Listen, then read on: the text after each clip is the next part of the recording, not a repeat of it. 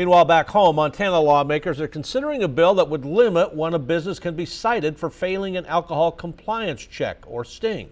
MTN's Jonathan Ambarian reports. Senate Bill 129 would change the rules around contrived events when a law enforcement agency sends an underage person into a business to try to buy alcohol.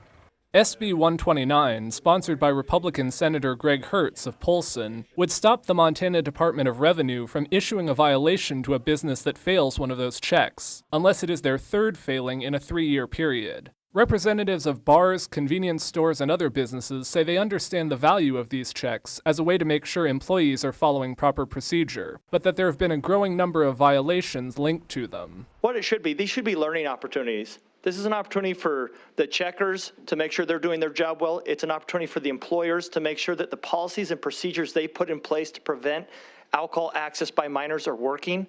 Joe McKenney, who formerly owned the Cartwheel Casino and Liquor Store in Great Falls, said his business went through 4 to 6 alcohol compliance checks a year. He said the effect of failing one is too great for what is usually a simple mistake. I'm happy to say we never failed. I don't know how, because human error happens.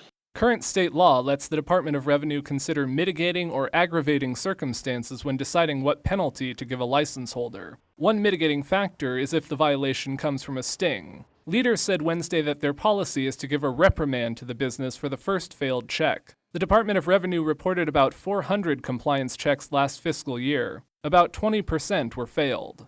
This bill wouldn't change the individual responsibility for an employee who made an unlawful sale. They could still receive a citation.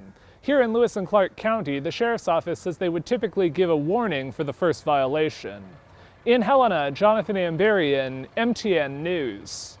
Senate Bill 129 had its first hearing in the Senate Business and Labor Committee Wednesday. The committee has not yet taken any action on it.